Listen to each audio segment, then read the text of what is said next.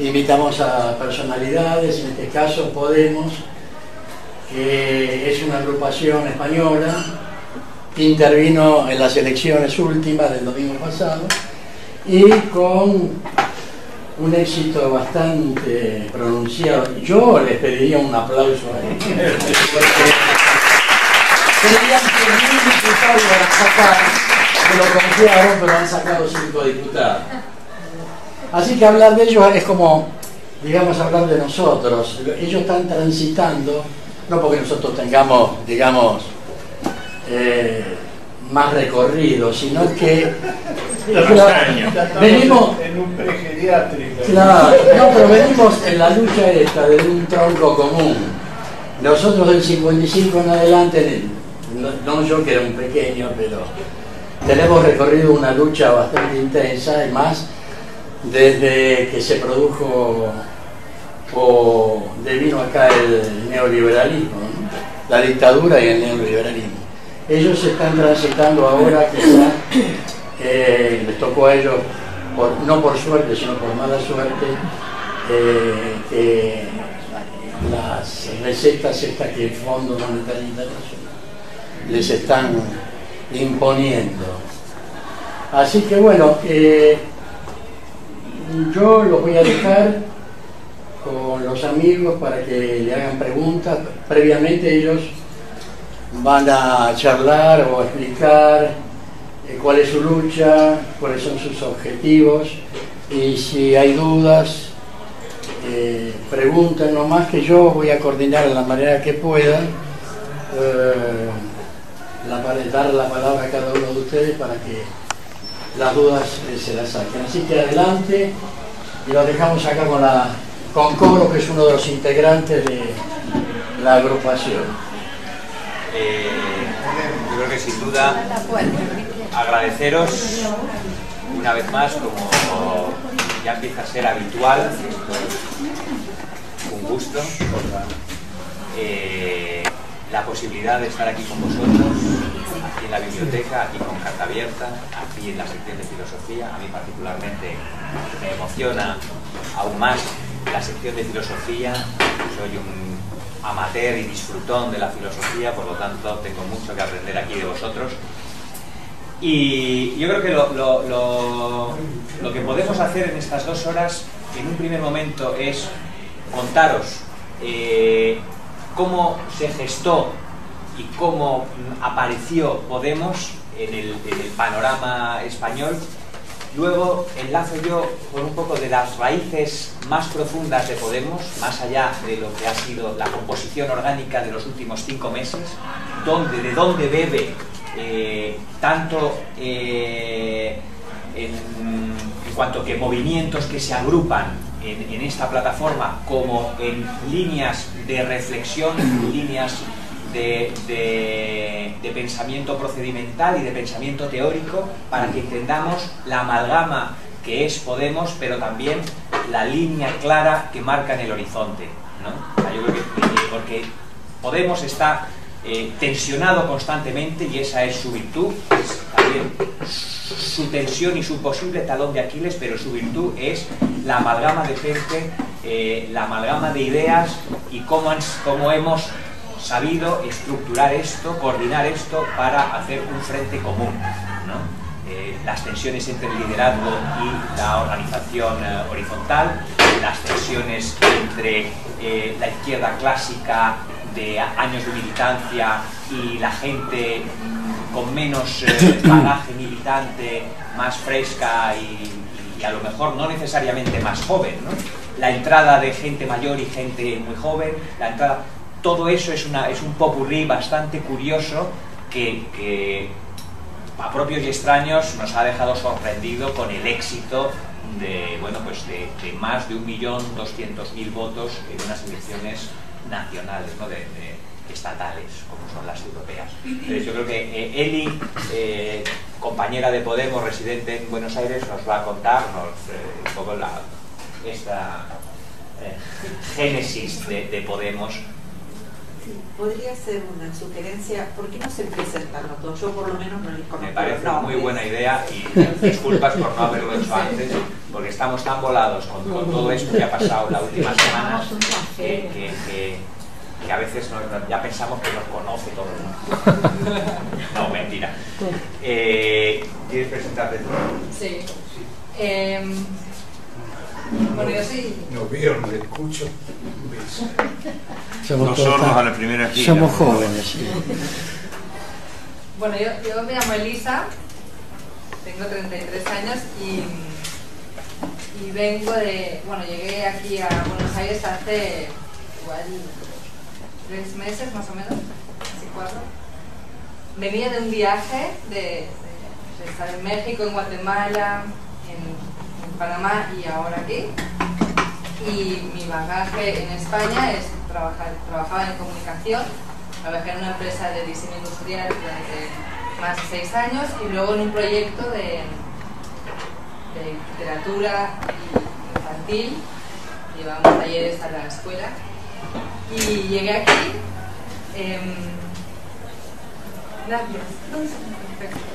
Llegué aquí y todo ha ido confluyendo como para que me quede. Y de repente, el 22 de marzo, bueno, días antes del 22 de marzo, que fue cuando se produjeron las marchas de la dignidad en España, que no sé si sabéis, pero mucha gente se reunió en Madrid para protestar contra estas medidas horribles que nos están inyectando ahí como, ¿no?, con la sopa que horrible. Y decía, digo, tengo que encontrar a alguien para irme a la embajada, igual no ser la única loca que está ahí ahora, ¿qué tal?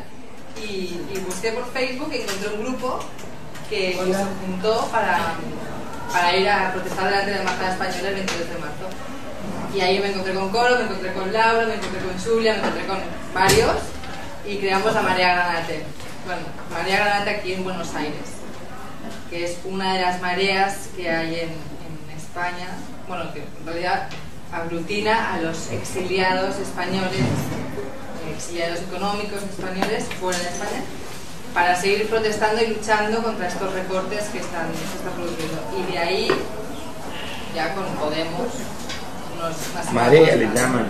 Mareas, sí, son mareas ciudadanas. Hay la marea blanca, que es la de la sanidad, que es el conjunto de gente que trabaja en el sector sanitario y que lucha contra la privatización de los servicios sanitarios en España. La marea verde, que es la de la enseñanza pública. La amarilla es por las bibliotecas y hay varias. Y la granate es por el pasaporte que tenemos español, que es de color granate. Y esta es, bueno, pequeña introducción mía. Sí, yo soy Coro, mi nombre en el DNI es David Corominas y, bueno, ciudadano español, residente ahora mismo en Buenos Aires, exiliado económico, no tenía trabajo en España y aquí me ofrecían trabajo, así que me vine, llevo 6 meses.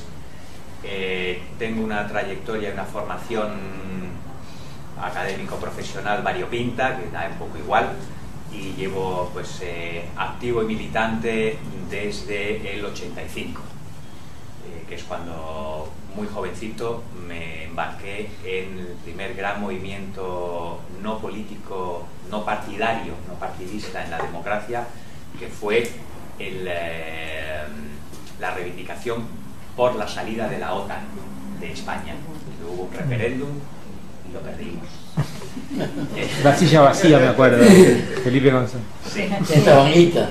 Sí, yo en ese momento no podía votar, pero fueron mis inicios en la militancia, con 15, 16 años.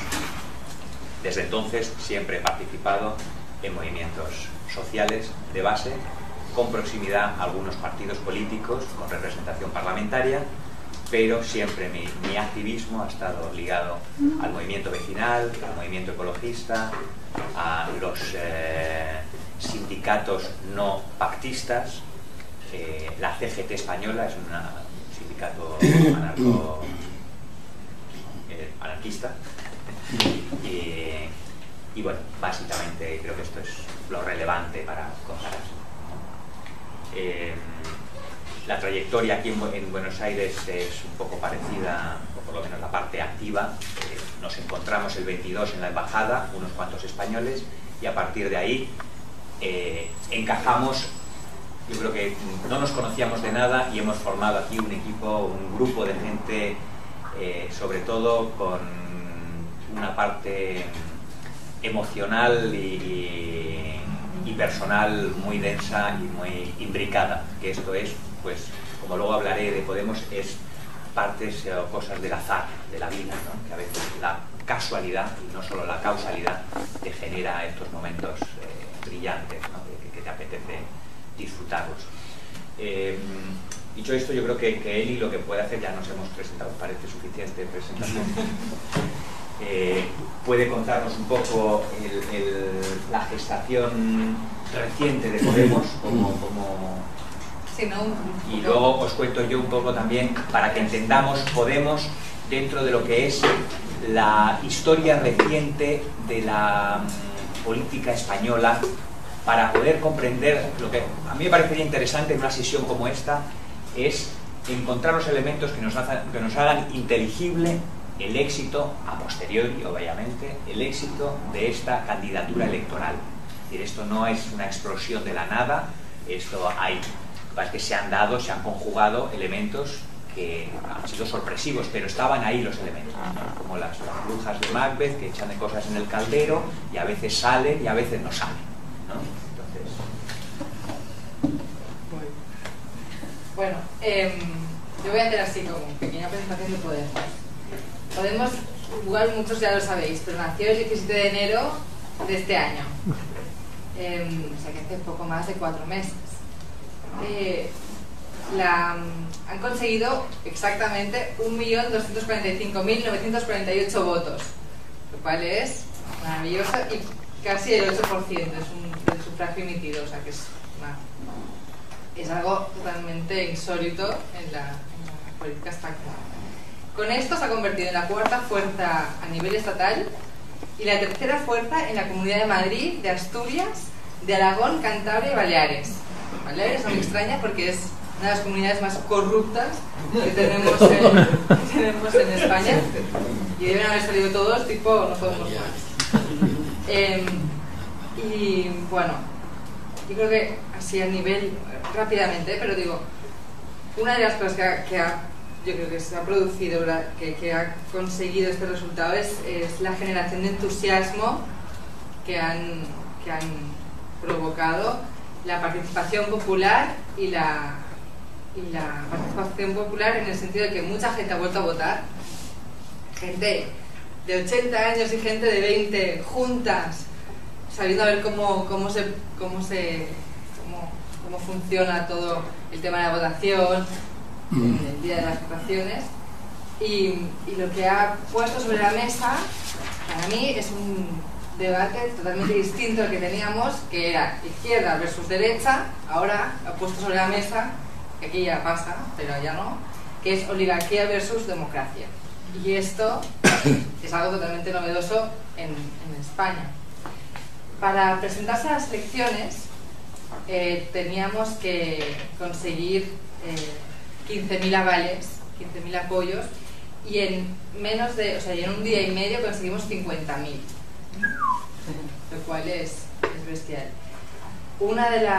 Luego, por ejemplo, para lo que es la campaña, así como los grandes partidos tienen millones para hacer campañas, para anuncios, meetings y todo esto, Podemos tenía algo más de 100.000 euros conseguidos a través de crowdfunding, que es a través de internet, la gente normal pone dinero para un proyecto que cree que vale la pena, y lo ponían exactamente para gastos muy concretos, ¿no? Por ejemplo, una furgoneta pues valía 10.400 euros, un spot electoral 7.000 euros, y la gente iba poniendo dinero en estos pequeños proyectos que engloban, ¿no?, al final no Podemos.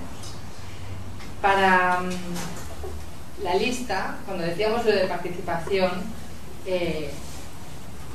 la lista de Podemos fue elaborada mediante un sistema de primarias abiertas, en las que podíamos votar quien quisiéramos. Nosotros votamos desde aquí y en total fuimos 33.156 personas que votamos para la lista de Podemos.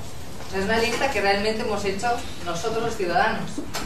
Cabeza de lista es Pablo Iglesias, que es un chico joven, 35 años, profesor de Ciencias Políticas en Madrid. Y luego han salido 4 más, que son Teresa Rodríguez, que es maestra, Carlos Jiménez Villarejo, que es el antiguo fiscal general anticorrupción, de 78 años, Lola Sánchez, que es una autónoma de paro, y Pablo Echenique, que es científico del CSIC, científico, pero...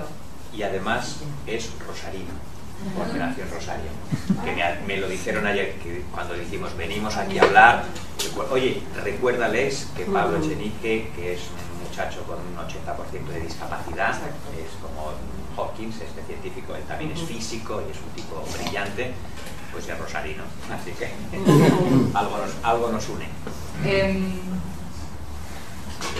En fin, de estos 5 que veis, y luego hay 43, o sea, son 45 en total en la lista, pero todos ellos, ninguno es político profesional, lo cual es también muy novedoso en España. En España, con 18 años te pones en un partido y a los 60 estás en un coche de estos públicos que te dejan, ¿no? Pero, y en vez de ser, lo que dice mucho Pablo Iglesias, es que en vez de ser carteros del ciudadano, los políticos que tenemos son mayordomos de los bancos, que me parece una imagen fabulosa. En fin, a nivel del programa electoral, que con la lista que os he pasado yo os lo puedo mandar por mail el enlace para que lo leáis. Es un programa electoral colaborativo, o sea, ha sido debatido en los diferentes círculos que conforman Podemos, que hay más de 400, y eso, bueno, cada círculo ha ido mandando sus propuestas y se ha conformado el programa. ¿Qué más os puedo contar? No sé si contaros los 10 puntos de Podemos, así como el programa más elemental. En primer lugar, queremos hacer una auditoría ciudadana de la deuda y poner la banca al servicio del ciudadano. Os lo digo así como todos los puntos y luego si queréis vamos comentando. Más castigo al fraude y fin de los paraísos fiscales. Así como pequeña nota, tenemos el 23% del PIB en España. El fraude en España supone el 23% del PIB. O sea, según los técnicos de Hacienda que han consultado con Podemos. ¿Qué más? Renta básica para todos y un sistema fiscal justo, que paguen los ricos y que todo el mundo tenga un salario mínimo que permita vivir dignamente. Fin a la puerta giratoria y limitación del salario de los eurodiputados. La puerta giratoria es: soy político, me voy luego a un consejo de administración de gas natural, que es una de las empresas energéticas de España, cobro 50.000 euros al mes y vamos, y vas girando y así te vas forrando. En cuanto al salario de los diputados, es de 8.000 euros y en Podemos se ha decidido no cobrar más de 1.900 euros al mes, que son 3 veces el salario mínimo interprofesional que hay ahora en España. El resto se dedicará a la organización, a la asociación, al partido, vamos. Extensión de las iniciativas legislativas populares y presupuestos participativos en la Unión Europea. O sea, básicamente que las decisiones se hagan por referéndum y que la gente participe. Y limitar a las grandes empresas la adjudicación de la gestión y ejecución de políticas públicas para priorizar la economía social y solidaria. Luego, ¿qué más? Derecho a la libertad de expresión y manifestación, a una vivienda digna y a recibir y a decidir sobre el propio cuerpo. No sé si sabéis, pero se han cargado la ley del aborto. Cada día hay desahucios y ahora quieren hacer no sé si ya han aprobado la ley Mordaza, que es que no te puedes ni... No la han aprobado todavía. Pero vamos, que no puedes hacerle fotos a un policía pegando a un ciudadano. Sí.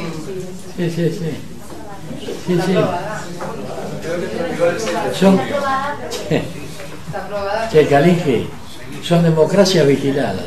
Exacto. Luego, plan de choque contra la desigualdad entre hombres y mujeres. Vamos a ver si esto lo conseguimos ya en 2014. ¿Qué más? Derogación del plan Bolonia, que es a nivel de educación. Y en este punto, limitar las tasas universitarias porque han aumentado de tal forma que la gente ahora no puede estudiar en la universidad pública. Prohibición de los CIES, que son los centros de internamiento de extranjeros, unos pequeños campos de concentración, ¿no? Digo. Y poner fin a los programas Frontex y Eurosur y a las vallas fronterizas que tenemos en Ceuta y Melilla, que son como una espada. Y luego la derogación del Tratado de Lisboa y modificación de los tratados de libre comercio. Bueno, estos son los 10 puntos claves del programa. Y sí, no sé si comentar un poco la campaña, cómo ha tenido tanto éxito, o quieres comentarlo tú. Comento rápidamente. Bueno, hoy, justo ayer, miré cuántos seguidores en Facebook tiene Podemos y son unos 420.000. Nosotros aquí en Argentina teníamos 390 el día antes de 678 y después de 678 tenemos unos 640, ¿no? 630. O sea, tipo... Así que con esto quiero decir que el tema mediático, Pablo Iglesias ha utilizado, sí, la televisión, ha estado en programas, pero no solo ahora. Ella tenía un programa de televisión que hablaba de política, que se llama La Tuerca. En una televisión de barrio. En una televisión de barrio. De barrio. Que de hecho la cerraron y tenía que emitir por internet. Exacto. Y... Vallecas. Así que a nivel... Bueno, pero expliquen qué es Valleca, que la Vallecas es que puede ser como Avellaneda o una cosa así. Es un barrio... De hecho, es el único distrito en Madrid que nunca ha dejado de votar a los partidos de izquierda. Para que tengamos el distrito icónico de la lucha social y la lucha obrera y de un montón de batallas. Vallecas. Vallecas. Por eso sí tienen la cárcel. Sí, directamente instalaron la cárcel en Vallecas. Para tenerlo Para cerca. hacerlo más fácil. Así no tenían que trasladar tanto a los... De hecho, hay un club de fútbol que se llama el Rayo Vallecano. Sí. Curiosamente, es un club muy pobre. Muy popular, casi como el club que he hecho yo aquí en Buenos Aires, que es Huracán. Pero habiendo tantos clubes como la gente, te fuiste al de Huracán. Pues el que es quemero, aunque no lo sepa.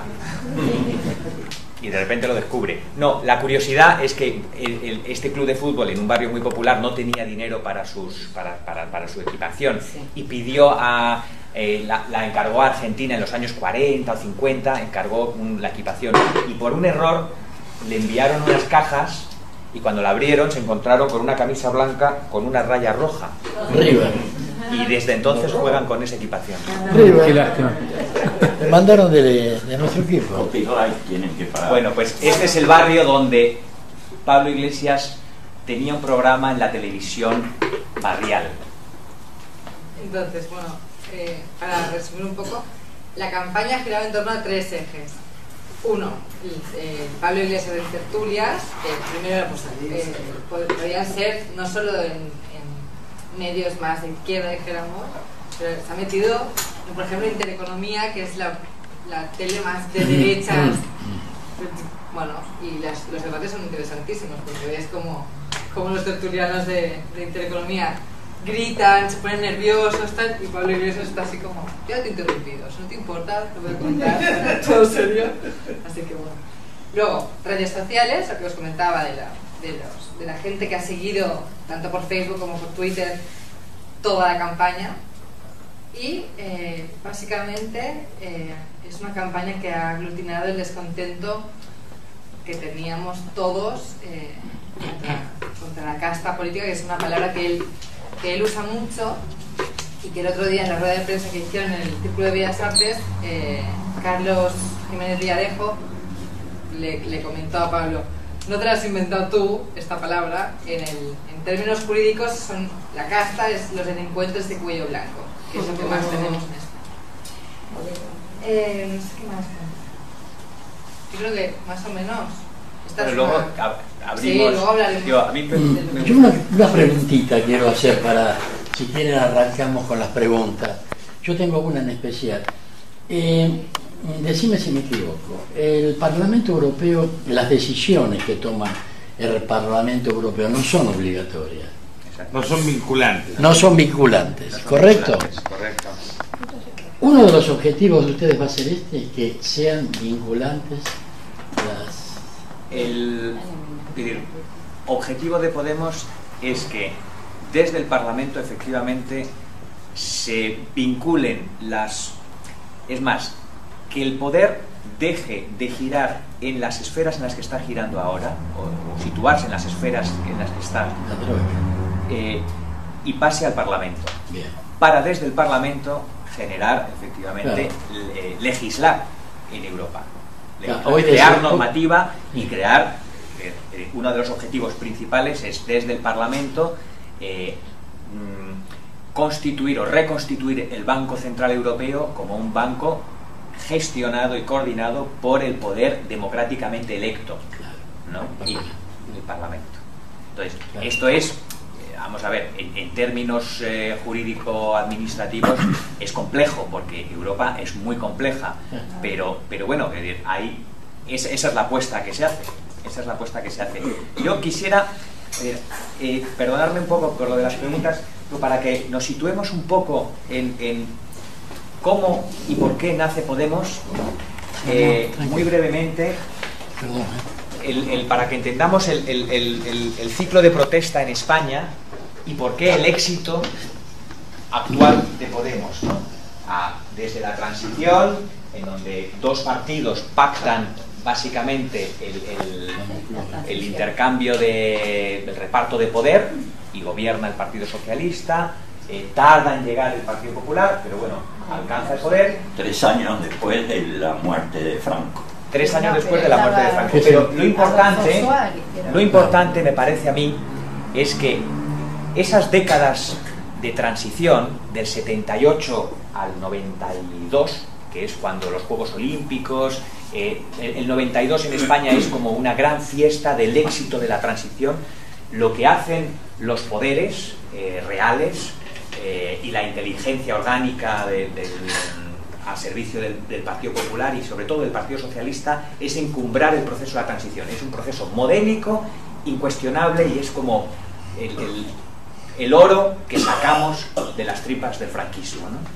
Y lo ponen ahí, y entonces es como la piedra que hay en la Meca, a donde los musulmanes van a orar y tal. Pues eso es la transición, ¿no? Es como qué gran momento, qué gran pacto, qué gran historia ha sido la transición, y a ella nos debemos todo lo que tenemos, nuestras libertades, nuestras posibilidades de crecimiento económico, nuestro nivel de consumo, etcétera, ¿no? Pacto de la Moncloa. Los pactos de la Moncloa fueron la parte en donde los trabajadores asumieron, o los representantes de los trabajadores asumieron las condiciones del pacto. ¿Puedo hacer algo que te falta, perdón? Que es el proceso de reconversión industrial. Bueno, aquí falta todo. No, falta. El 80 y pico.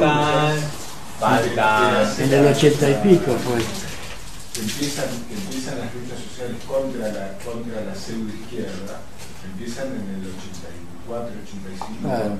Sí, de hecho, en el 80. De hecho, y con la adaptación, con la preparación para lo que hoy es España, que es sí, aquí es donde se gesta, aquí están las raíces. Es verdad que me he metido un poco más a fondo. Tampoco quisiera que discutiéramos los años 80, porque no es este el motivo de nuestro encuentro. Lo que nos toca a nosotros es que el crecimiento fue gracias a Telefónica, a Banco Santander, haber llegado a América Latina mediante los gobiernos que les permitieron todo eso. Eso es lo que nos corresponde a nosotros como América Latina. Felipe González es un gran amigo de grandes líderes latinoamericanos que en los 90 fueron los que instruyeron con las reglas del FMI todo el proceso de venta de lo público, de desmantelamiento de estructuras estatales más densas, etcétera.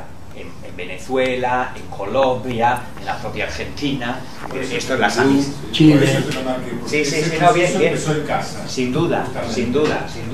Aquí es donde se gesta, yo creo que lo pongo así, no lo vamos a entrar, pero aquí es donde se gesta, lo que quiero es que tengamos claro que aquí es donde se gesta el modelo sobre el cual estamos sobreviviendo actualmente en España, ¿no? Y que en su momento este modelo, esta construcción del modelo, fue y sigue siendo venerada, encomiada y señalada como lo mejor que le ha ocurrido a España. ¿Desde qué lugar? Desde el lugar del poder. Pero mucha gente lo dice. Mucha gente lo dice, los medios lo dicen, los intelectuales académicos de más de 50 años lo dicen y lo repiten. O sea, esto es lo que machaconamente las películas, los documentales, los telediarios, la transición. O sea, demos gracias a Dios porque es el génesis de nuestra historia, ¿no? Vale, pues aquí está. Pasado el tiempo, y siendo muy directo al punto, en el 2002, con el gobierno popular, por fin en el 96 gana, desde el 82 al 96 gobierna el Partido Socialista, una socialdemocracia pactista y generadora de este modelo, pierde el poder, el Partido Popular entra en escena y lentamente se inicia un ciclo novedoso de protesta. En el 2002 se organizan unas huelgas generales muy duras contra la reforma laboral del Partido Popular y se organiza también de manera muy espontánea un proceso de solidaridad, y tenemos aquí una compañera que es gallega. Se hunde un petrolero por una mala gestión política de qué hacer con un petrolero con una vía de escape. Nadie toma las decisiones correctas y se monta un desastre ecológico de dimensiones inigualables en España. Entonces hay mucha rabia porque hay mucha gente que vive del mar en Galicia justamente, y la mala gestión los arruina, y hay un movimiento de solidaridad, además muy juvenil, muy espontáneo, que se suma, que se va a limpiar las playas contra además las decisiones del poder político que inciden que ahí no ha pasado nada, ¿no? Entonces, luego si queréis, vemos ahí, pero son como hitos que van apareciendo en el camino y donde se van gestando procesos de movilización que hasta la fecha no estaban activos. Es decir, la movilización política venía siempre de la herencia de la transición. Con Franco vivíamos mejor porque podíamos tener claro el enemigo, ¿no? Pues de repente aparece una nueva generación que entra en escena en este momento, en el 2002, gobernando la derecha, y que inicia un ciclo de protesta distinta. Y está ahí. Y además es el momento en el que el señor Aznar decide sumarse a George Bush y Tony Blair y sacarse una fotografía con ellos en defensa de la invasión de Irak. Y eso a los españoles les subleva. De tal manera que las movilizaciones más grandes desde la era franquista tienen lugar en el 2003. Millones de personas salen a la calle en protesta, gente conservadora, gente progresista, gente no activa, sale la iglesia, incluso la iglesia en España, que es de lo más conservador, sale a la calle. Y el señor Aznar dice que por sus reales va a apoyar la invasión. De hecho, y lo hablo un pequeño paréntesis como anécdota, algunos de nosotros nos fuimos a Bagdad en días previos a la guerra en un acto de protesta para señalar que el pueblo español estaba con el pueblo iraquí, y no éramos escudos humanos, porque no éramos escudos humanos, pero participábamos en unas brigadas internacionales de la paz y íbamos allí. Y digo, es un poco anecdótico, pero en este hito también, por ejemplo, la gente que estuvimos en Bagdad, que fuimos de toda España, empezamos a gestar nodos en la red de contracultura y contrapolítica. A partir de ahí se empiezan a generar unos medios de comunicación minoritarios que están creciendo. En algunos casos los españoles, ahora no tengo aquí un ejemplar, pero salió un periódico a partir de esa experiencia del grupo que nos juntamos en Bagdad, un periódico que se llama Diagonal, que es el primer periódico cooperativo de España, o por lo menos desde la muerte de Franco, etc. Son pequeños hitos en el ciclo de protesta que se van uniendo puntos, ¿no? No hay un frente claro, pero se van uniendo puntos. Pero tú no señalas en ningún momento que el deterioro económico como porque en este motivación. momento, está bien, pero en este momento no hay deterioro económico. Pero que es político, básicamente Sí, político. hay un deterioro político porque la economía va a toda marcha, o sea, más madera que esto es la especulación y no se puede parar. Bueno, porque también cómo cambia la ley de suelos, ¿no? Sí, hay todo, efectivamente. La maravillosa ley del suelo que habían. De repente se puede construir. El éxito económico de España se debe a varios factores, pero fundamentalmente a la especulación del suelo, a la construcción con la inversión financiera de los bancos de casas, de vivienda, para un parque de vivienda saturadísimo, con expectativas de vendérsela a los extranjeros, en muchos casos, con una puesta en venta y una entrega al capital extranjero de todo al tejido productivo español, básicamente, desde el agro, desde el productivo agro hasta la industria, se desmantela efectivamente en los 80 y lo que queda en pie se vende. Y con un apoyo institucional a las grandes empresas públicas que se privatizan y se lanzan a comerse el mercado latinoamericano, porque entre otras cosas los ejecutivos españoles estaban tan mal formados que no sabían inglés y no se atrevían a ir a Europa del Este, por ejemplo, o Asia. Tenían que venir aquí porque era la única lengua que sabían hablar. Tuvimos la desgracia. La desgracia de hablar el mismo lenguaje y venir aquí a rapiñar.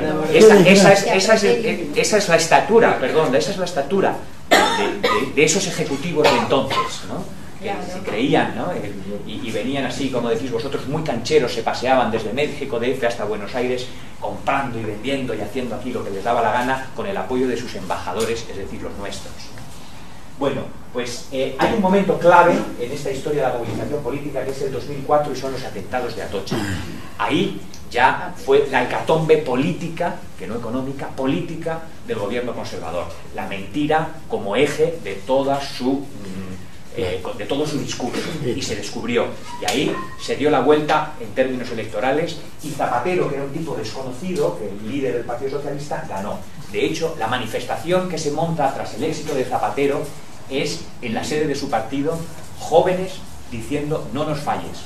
No nos falles. Hemos trabajado mucho, hemos estado limpiando las playas de petróleo en Galicia, hemos estado en las huelgas generales contra la ley de las leyes laborales, hemos estado contra la guerra, hemos montado... No nos falles, no nos falles. Y de hecho los primeros años fueron unos años un poco como de euforia, ¿no? Con la derecha rabiosa, mordiendo desde los medios y desde todos los ángulos que podían, mordiéndole al cuello al señor Zapatero, que tampoco era un tipo demasiado... ágil en esos lances, ¿no? Ahora bien, Zapatero aguanta bastante y en el 2010 se produce el cortocircuito total. Zapatero anuncia que cambia de rumbo su nave y todo lo que tenía en incipientes políticas sociales, incipientes digo, o sea, tampoco nos desmadremos, no estaba construyendo el gran Estado social, pero estaba apuntando con cosas, y con cosas también de derechos civiles importantes. Como digo, cambia de rumbo el barco y dice, se acabó lo que esperaba. O sea, esto que comentábamos el otro día aquí en la sala grande, mandó parar y se acabó la diversión.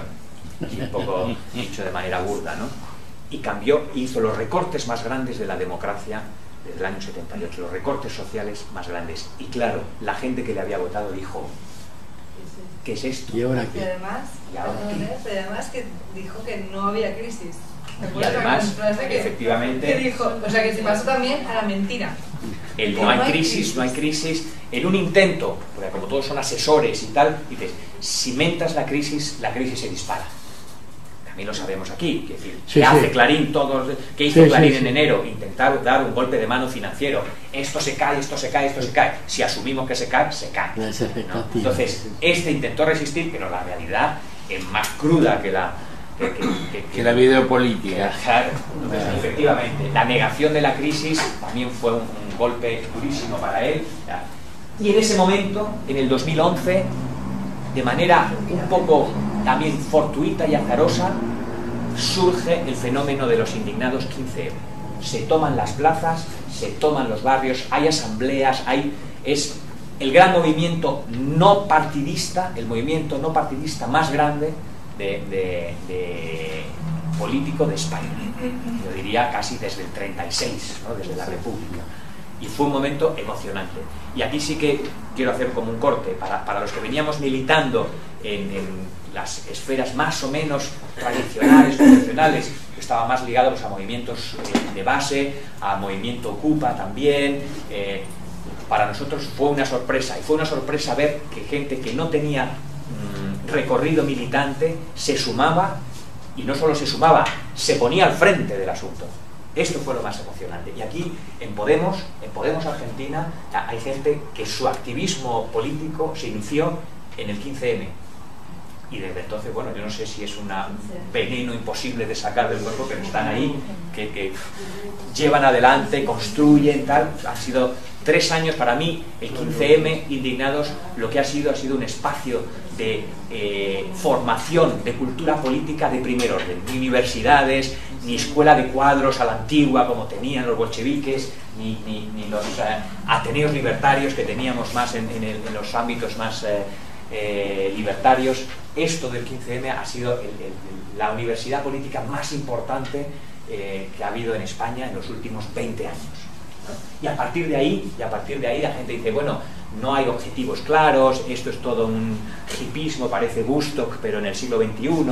Bueno, pues a partir de ahí se generan líneas de trabajo muy concretas, que son, por ejemplo, las mareas, con objetivos muy claros, y las mareas son posibles gracias a esa cultura política que se gesta en las calles y en las plazas en el 2011. Las mareas, que son temáticas, como decía Eli, son en defensa de lo público desde la sanidad, en defensa de lo público desde la educación, en defensa de las políticas de igualdad y por el derecho de las mujeres, en defensa, ahora sale, pues, de los que nos hemos tenido que marchar de España y tenemos que trabajar fuera para que nuestros derechos, que nos quieren quitar derechos allá en España de donde somos, nos retiran la seguridad social, nos retiran la posibilidad de voto, etc. Las mareas son temáticas, para que son ejes temáticos de trabajo muy direccionado en defensa de lo público y de lo común. Además, hay un problema que toda la crisis generó, que es el tema de la ruptura del globo inmobiliario, que está dejando sobre todo a muchas familias en la calle, directamente en la calle. Envían a la policía para sacar a la gente que no puede pagar, mientras el gobierno, con dinero público, ha pagado el default de los bancos. De los bancos, claro. Completamente. Y entonces sale un movimiento, y esto es muy importante porque también es uno de esos motores que están cuajando la nata de Podemos, que es el movimiento Stop Desahucios, que trabaja, que ha sido una cosa muy concreta, la gente uniéndose en defensa de familias que iban a ser desahuciadas por la policía y poniéndose delante de la policía para impedir que los desahucien. Y ha sido muy exitoso, ha conseguido parar muchos desahucios y sobre todo poner encima de la mesa, en la agenda política, en el Parlamento español, el tema y la problemática para que todo el mundo lo conozca, ¿no? Todo esto está en el ambiente. En el 2013 todo esto está en el ambiente. Y siempre está la pregunta, ¿qué pasa en términos electorales? ¿Por qué no tanta gente, el 80% de la población española estaba a favor de la movilización del 15M, de los indignados? ¿Por qué no hay alguien que pueda expresar ese sentir en términos electorales en las instituciones? Hay un debate interno de queremos, no queremos. Quería preguntar, ¿las mareas tienen alguna articulación entre sí o trabajan como independientemente cada una? Trabajan independientemente, pero hay mucha confluencia. Porque eso sería, ¿no? De hecho, trabajan independientemente, pero cada vez más hay encuentros en donde hay movilizaciones de todas las mareas juntas. Perdón, pero igual te pediría que describieras un poco más lo que es una marea, más allá del genérico de determinado, o sea, ¿qué hace una marea? La marea amarilla, por ejemplo, vale, ¿cuáles son las reivindicaciones? Ponemos la marea verde, sacamos de la chistera un color, la marea verde, porque es más fácil ubicar, ¿no? La marea amarilla es un poco más matizada. No nos hables acá de la marea amarilla, que no tenemos. En esta ciudad no. Acá cámbienle el color, por favor. Bueno, llegan los recortes y uno de los primeros objetivos del gobierno, de los gobiernos, del gobierno también del Partido Socialista en sus últimos momentos y desde luego del gobierno popular, del Partido Popular, es la educación pública. Acabar con la calidad de la educación pública, y es quitarle recursos, entre otras cosas porque se lo están transfiriendo a la educación concertada, que es en su mayoría religiosa. No solo privada, sino religiosa. Exactamente, pero es que no es que sea privada, es que está pagada por el Estado. Tú tienes derecho a llevar a tus hijos a un colegio concertado y por lo tanto el grueso del coste te lo financia el Estado. Entonces, depende de las comunidades autónomas, de las regiones, hay más transferencias hacia este sector, hacia la educación privada que la pública. Pero volviendo al tema de la marea y la lógica interna de las mareas, de repente los profesores, los padres de alumnos y los alumnos empiezan a pensar en conjunto y dicen, están acabando con nuestras posibilidades de desarrollo, con nuestras posibilidades de generación de conocimiento, con nuestras posibilidades de futuro. Y entonces empiezan a defender la educación pública. Se pone en un color, en este caso el verde, identificativo, y es a partir de ahí en todas las regiones empiezan a trabajar por una ofensiva, una protesta coordinada, con huelgas, con manifestaciones, con festivales de apoyo, con comisiones en los colegios para, cuando hay recortes, poder entre todos, padres, alumnos, profesores, cubrir los déficits internamente y reivindicando no solamente el tema económico, que no es una cosa de queremos más dinero, queremos que no nos quiten el dinero, sino el tema de la calidad. Aquí el problema es la calidad, porque la educación pública además está haciendo frente a toda la inmigración que llegó en los años 90 y en los años 2000, antes de la crisis. Gente que no sabe español y que necesita clases especiales y que necesita...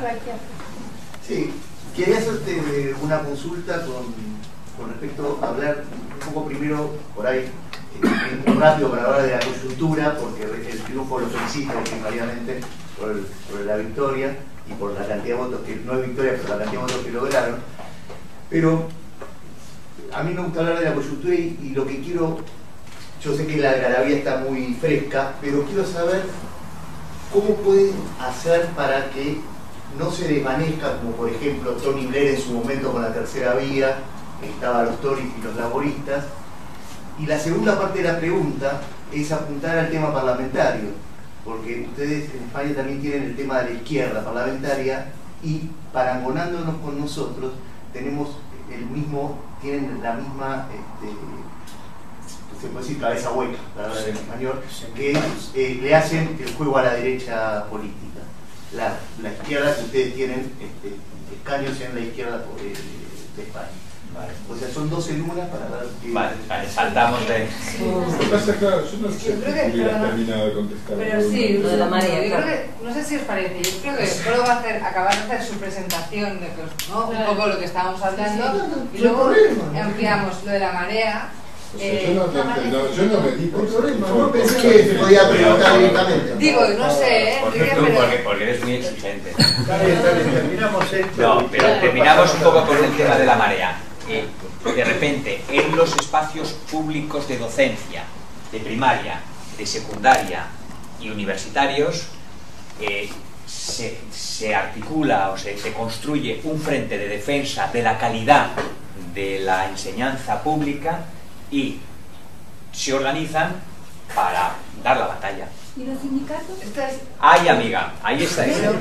Pero no sé si claro, o sea, es tipo, por ejemplo, profesora, padres de alumnos, la limpiadora de la escuela, se juntan, hacen una asamblea y ven qué acciones coordinadas pueden hacer para salir a defender los derechos. Entender cuáles son los derechos lesionados, por los cuales... Los derechos lesionados es que hay más alumnos por clase, por eso es lo que estaba Sí. hay más alumnos por La clase. reducción de los presupuestos que conlleva la bajada de calidad en todas las esferas de la educación y en todo el proceso y en toda la línea En España y acá. Sí. Entonces, interesante lo que comenta, lo que pregunta la compañera, los sindicatos. Bueno, los sindicatos en España Aquí se avanzó hace unos minutos, pactaron el proceso de reforma en los pactos de la Moncloa, digo esto como, tengámoslo como origen, y entonces son unos sindicatos que han aceptado el status quo y bueno, pues una escenografía de poco conflicto. No digo exenta de conflicto, porque tampoco los sindicatos, no vamos ahora a tirar mierda a todo el espectro sindical, porque me parecería también injusto.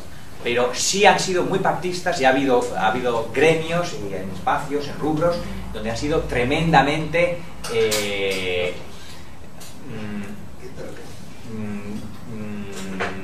aliados del capital. ¿Pero entonces no participan de las mareas? Sí. Sí, lo que pasa es que las mareas han pasado por encima de los sindicatos. Los sindicatos están muy metidos, ojo, no. Los sindicatos están muy metidos, pero los sindicatos están dentro, son agentes, son actores dentro de las mareas.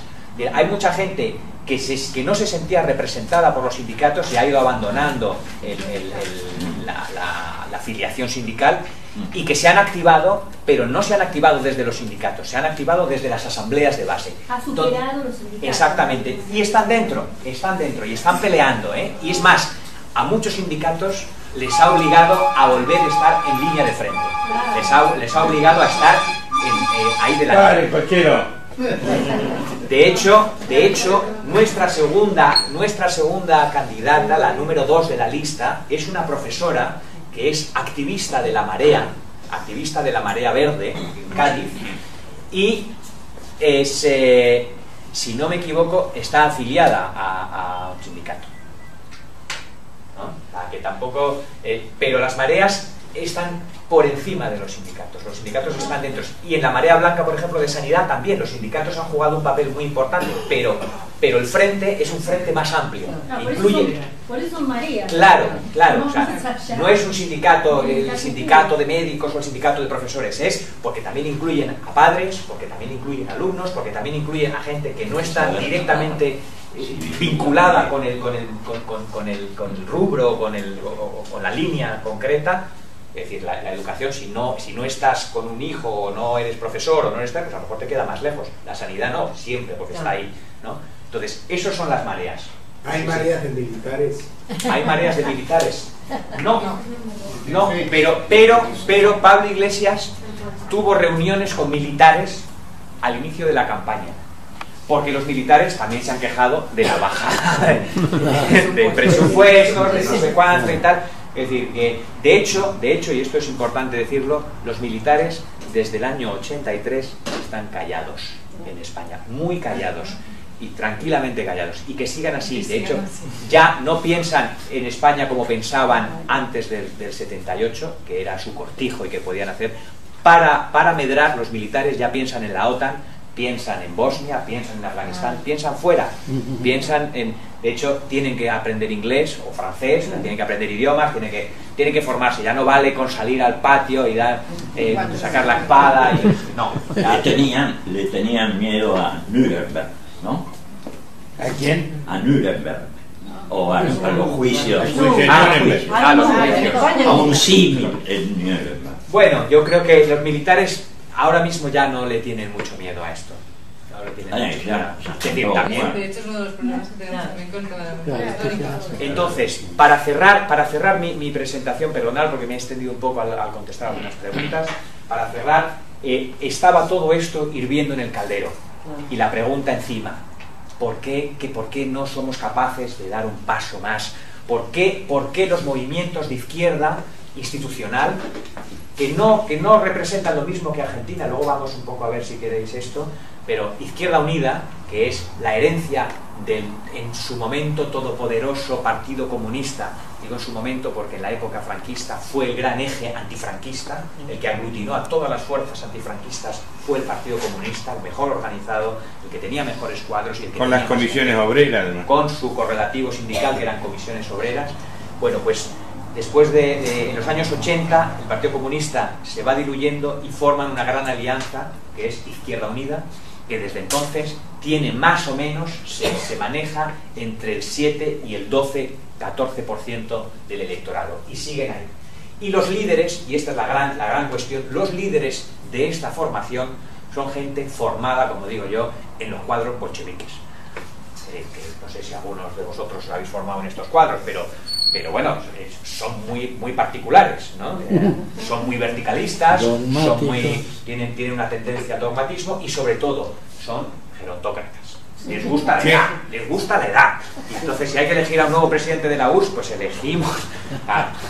Yo creo que en un momento dado se les escapó y el Gorbachev pues se les coló allí y claro, tanta juventud pues ya rompió con todo, ¿no? Pero bueno, lo estoy resumiendo y lo estoy haciendo muy burdo, pero va un poco por ahí, y se negaban. De hecho, con esa movilización Izquierda Unida era como, ¿pero dónde estáis? No se trata de ir a hacerte la foto, o sea, actívate, o sea, tú tienes espacios en toda España para activar esto y para producir, incluso sumarte y que te vean que... No, pues eran tímidos, porque claro, luchar contra la política... Sí. Con esta cosa que es, no nos representan, pues claro, ellos... Curiosamente, en algunas regiones también habían pactado con el poder y estaban sentados en los consejos de dirección de la banca pública que especulaba, que generaba espacios de construcción inmobiliaria que no se vendían, especulación financiera pura y dura, compra de activos en Latinoamérica de manera no legal, etc. Y había gente de Izquierda Unida sentada en esos consejos de administración. Pues claro, ¿a qué jugamos? No vale salir a la calle y decir que soy muy de izquierdas y luego estar sentado ahí y estar repartiéndote las migajas, porque a ellos les tocaban las migajas de las migajas. Entonces, esto generó bastante rechazo también hacia Izquierda Unida. Y de hecho, en un momento dado, se empieza a hablar se lleva hablando ya un tiempito de la unión de la izquierda, la expresión institucional de todo este movimiento en la calle, y hay intentos, gente que va asomando, oye, ¿por qué no lo hacemos desde aquí? ¿Por qué no lo hacemos desde aquí? Y bueno, son pequeños ruiditos, y uno de estos ruiditos, por eso digo yo el tema de la casualidad, uno de estos ruiditos, generado por el partido de izquierda anticapitalista, viejos trotskistas que se van recomponiendo, como sabemos todos, los trotskistas no mueren nunca, no es como la energía, se transforman, van haciendo así, vuelven a aparecer, pero este no es, sí, pues estuvo en el 60, también, pues aparecen, y aquí tenemos ejemplos, ¿no? El amigo Altamira, ¿no? Aparecen y no mueren, no sé qué tienen, pero tiene que venir un tipo con un piolet para que se acabe con ellos. Porque si no, son eternos. Yo noto un cierto aire contra los viejos en tu discurso. Es contra mí mismo, compañero. La guerra del cerdo. No te complejes. Al revés. Tu fillo. No. Ojo que acá somos todos gerontes. Es así para espolearos un poquito y luego que me... No. Dicho esto, este grupúsculo monta es que todo fue como muy de andar por casa, monta una reunión en un teatro y teniendo claro que querían sacar adelante algo que representara el malestar en la calle, llaman a algunos líderes sociales. A la líder del movimiento Stop Desahucios, que se llama Ada Colau, que tenía mucho predicamento en los medios porque como los medios la machacaban y le llamaban de todo, pero le llamaron hasta gorda, como, pero ¿cómo puedes protestar si estás gorda? Tú debes comer así. Pero son suaves allá. Sí, no. Muy educados. ¿Y acá qué? Pero de qué te quejas. Acá de yegua no bajan. Sí, intervino en el Parlamento a través de los en España. Era una figura importante. Se le llamó, ella no quiso liderar a ese grupúsculo, dijo que ella estaba en otra batalla, que además ¿Pero está gordo o no? No, pero estaba embarazada. Y justo acababa de tener un hijo, tal. Y entonces llamaron a este personaje, que es el muchacho de la coleta, Pablo Iglesias, que tenía este programilla, como decía Eli, muy bien, este programilla en una televisión de barrio, era un profesor bien formado, es decir, con una trayectoria densa y tal, pero tampoco es que fuera el gran profesor, el profesor más de ciencia política, tenía una trayectoria de militancia en las juventudes comunistas abandonada ya y estaba más pues, en espacios más transversales y más horizontales, ¿no? Y le llamaron y aceptó el reto. Y eran 300, 200 en el teatro. Aceptó el reto. Y de repente, como dijo Eli, dijo, yo acepto el reto si conseguimos apoyos, firmas, en una semana conseguimos 15.000 firmas, bueno, en 24 horas 50.000. Oye, yo acepto el reto si somos capaces de... Y eso fue una espiral virtuosa, azarosamente virtuosa, porque esto nadie lo podía prever, nadie lo previó, y fue saliendo con carambolas de estos que rebota bien, no hubo ni mano de Dios ni nada. Aquí también tuvimos carambolas, sí.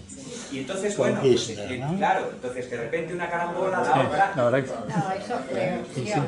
El pingüino. ¿Por qué no me diga la sota? Pues, Casi no. Hombre, fue el partido de filo paradete cósmico. ¿Te puedo hacer una pregunta? En el mapa, o sea, este fenómeno, cuando uno lee en los diarios, ya sea el país o acá, ni hablar lo de acá, o algún medio europeo, el reporte sobre las elecciones europeas, no se menciona, no existe este tema del éxito electoral de Podemos, no aparece. Se habla mucho, por lo menos en lo que uno ve, un poco te quería preguntar, lo que uno más puede ver es o leer en los análisis sobre las últimas elecciones europeas, es lo de Renzi en Italia, lo del fascismo en Francia, Inglaterra, y ahora se habla de una renovación del Partido Socialista Español. Digamos un poco de la visión sobre este ajedrez europeo, hacia dónde, más allá de la intencionalidad de estos movimientos nuevos, hacia dónde te parece que estaría apuntando, digamos, si se puede hacer una inferencia, un análisis.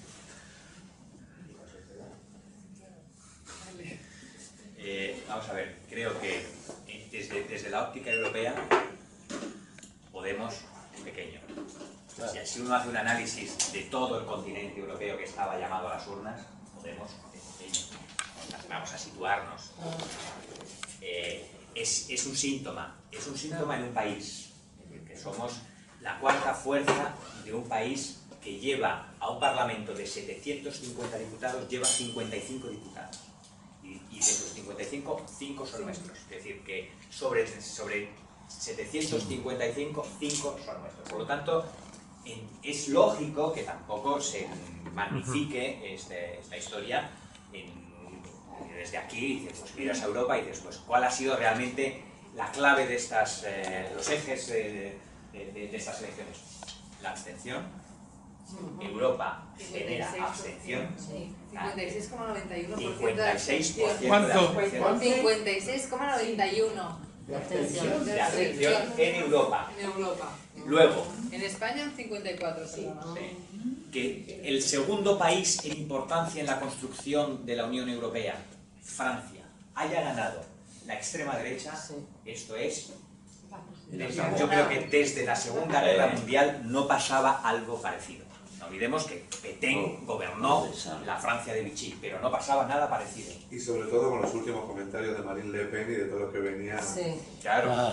Entonces, esto sí que es llamativo, porque es como de repente pone una alarma roja en el republicanismo, en el mito.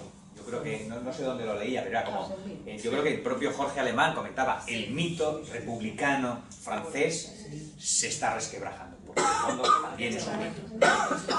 Y luego, creo que es importante también señalar que en Grecia ha ganado esta izquierda no tradicional, Syriza, efectivamente, que estuvo aquí con vosotros hace 2 años. Hace un par de años, y cuyo grupo es el que vamos a integrar en Podemos.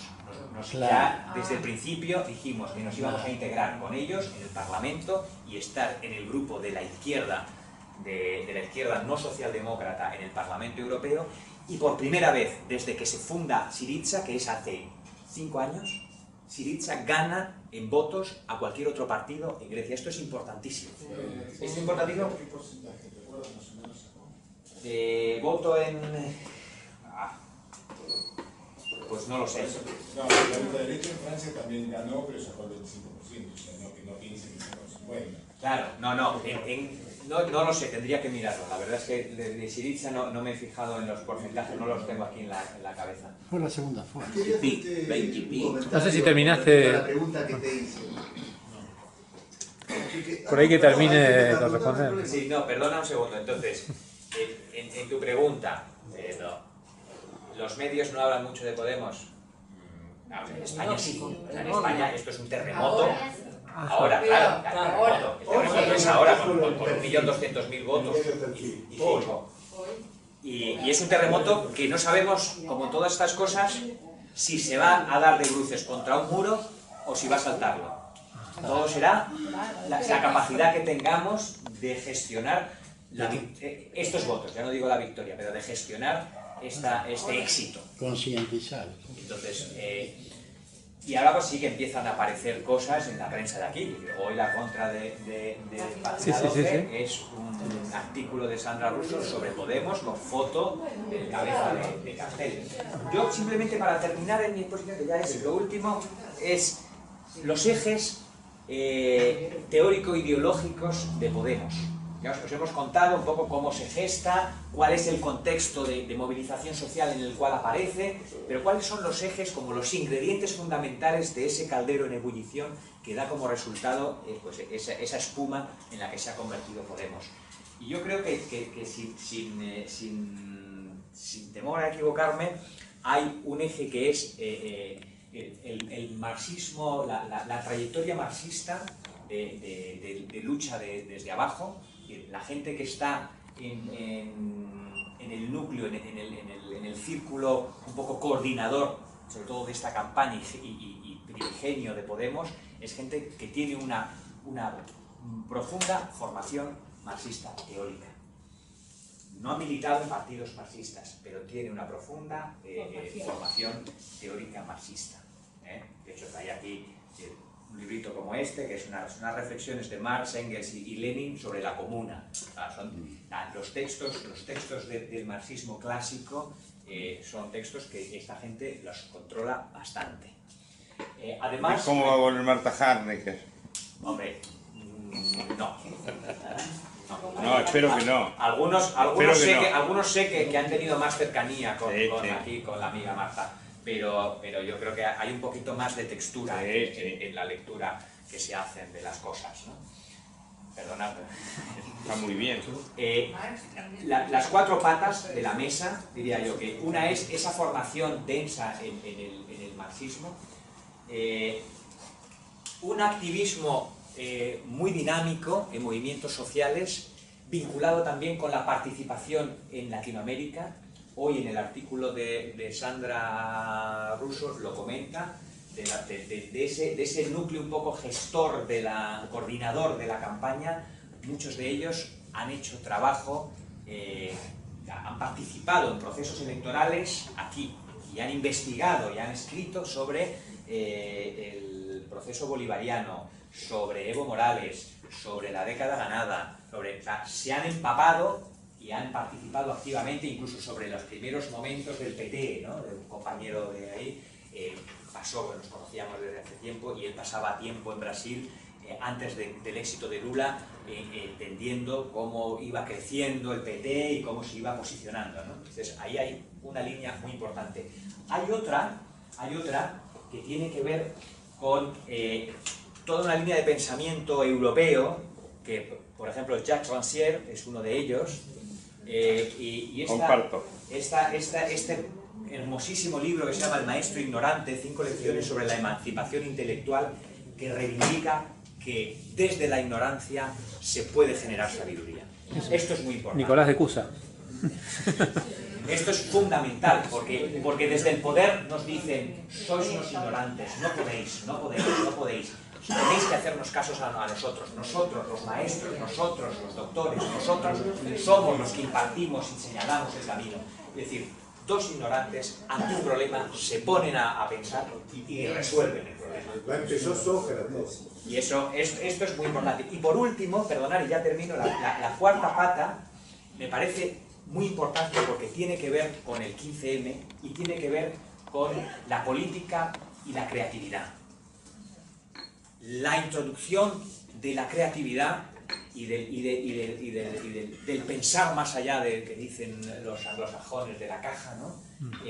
Y ahí una de las fuentes importantes, que las que hemos mamado algunos, es Cornelius Castoriadis, sí, señor. Este griego que se instaló en Francia, que fue director de la revista Socialismo y Barbarie, que se apartó del marxismo, que se introdujo en el psicoanálisis y que pensó que los procesos constituyentes no terminan nunca de constituirse.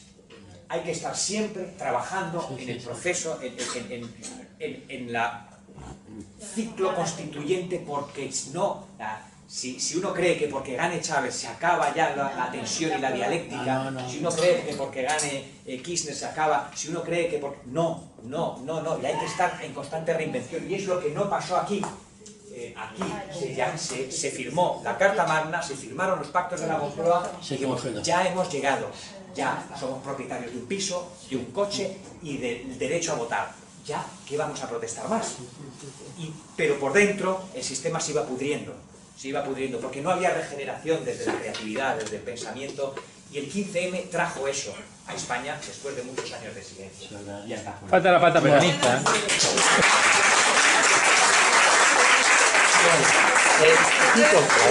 Pregunta. Primero, cuando vos hablaste de Las 2:30, Rancière, 14:30. cuando vos hablaste de Rancière, que dijiste, desde la ignorancia se puede construir conocimiento. No sé, yo le haría una pequeña salvedad. Nunca hay una ignorancia total. Es decir, siempre hay un saber. Y acá lo tenemos muy claro desde todo el trabajo de Paulo Freire, todo lo que es un proceso de alfabetización. Sí, nadie que haya crecido en una sociedad es ignorante. Efectivamente, de hecho está muy bien ese subrayado, porque en el fondo lo que queremos decir es, aunque te llamen ignorante, tienes conocimiento. Te estás poniendo en la posición del dominador, en realidad, al llamarte ignorante. El solo hecho de manejar un idioma habla de un saber. Una preguntita, vos pusiste las 4 patas importantes. Se discute para mí la que sería la más importante dentro de esta etapa de liquidez, que sería el euro. ¿Y cómo nos pueden seguir manteniendo el euro? Vale.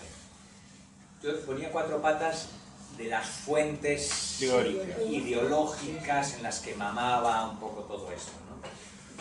Claro, ahí ya es, la mesa está puesta y es la primera jarra, el euro, ¿no? Lo tenemos ahí. ¿Qué pasa con el euro? Os puedo decir, yo estoy aquí, estaba aquí cuando se formó Podemos, tengo colegas que están en el núcleo inicial. Yo no he participado de los debates directos, hemos estado intercambiando correos y tal. Te puedo decir lo que es para mí mi opinión y la opinión de unos cuantos.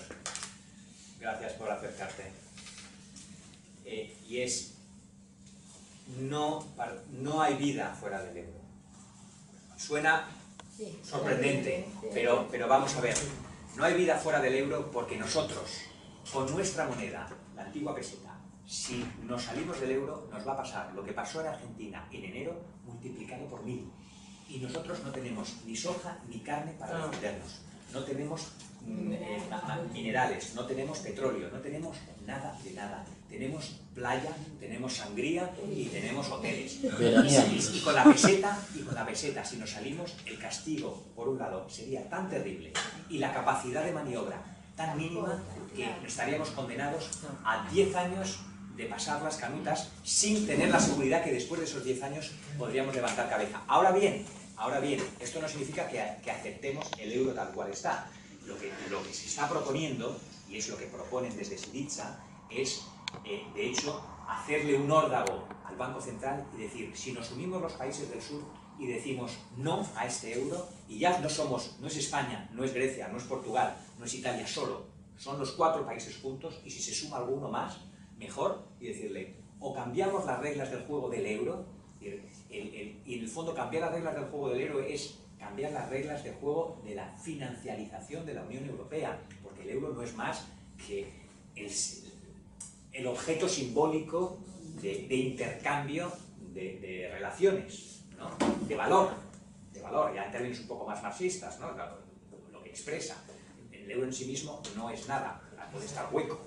Entonces, rellenarlo de otra agenda. Es decir, sí a Europa, porque decimos, no, es que estos son antieuropeos.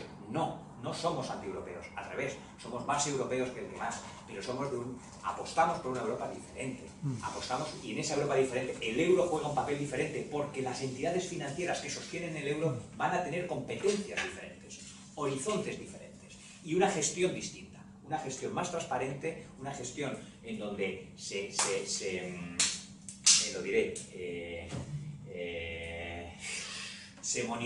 monitorice todas las operaciones que se hagan, se fiscalicen todas las operaciones que se hagan y se decidan efectivamente en el Parlamento democráticamente electo. Y entonces ahí el euro jugará otro papel, porque jugará un papel de apuesta por las inversiones productivas, de apuesta por la economía social, la economía de cooperativas, las pymes, las pequeñas y medianas empresas, ¿no? Todo ese nuevo paradigma de la economía que está ahí balbuceando. El euro sería la apuesta con la cual se defendería. ¿Cómo caracterizas el gobierno de Renzi? Ordenar el debate, Bueno, ordenamos el debate. Hombre, claro, ¿para qué te decían? Te pagamos $10.000 mensuales. Bueno, todavía no me pagaron nada. Compañero, pero voy a organizar un poco la cosa. Disculpadme porque voy contestando y voy a... No, le pagamos $10.000 mensuales y nada. Sí, tú eres también de eso. La coca la he recibido nomás. No, pero él los dona. Bueno, ¿quién quiere? A ver. Guillermo, vos preguntaste algo, ¿lo podés volver a repetir? Sí, ampliando un poco la pregunta que les realicé. Vos nombraste muy bien Altamira, que se recicla, pero también tenemos un Pitrola que logró una banca por izquierda y terminó hablando en uno de los medios de comunicación concentrado como TN.